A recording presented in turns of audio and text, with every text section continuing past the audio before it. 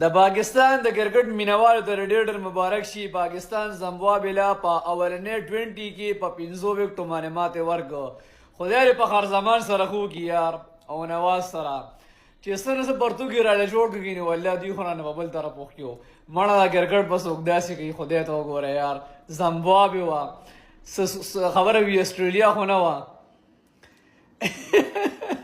چې را دویم اوور شروع شو که نه موږ رنګ والي وو زموږ یې شعره ګوته نه ووته خو دا مړه ده نواز راله پرتوګ جوړ کړه په هر زمان ګزاره وکړه اخري اوورونو کې ګینې خوند یې نه کړی باچا.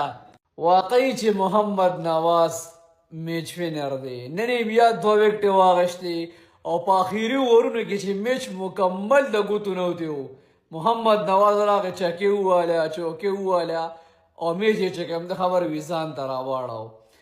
د ده باره کې دا چا ویلي چې دا زما میچ وینر دی. دغه کس نوم راته ولیکئ په کمنټس کې.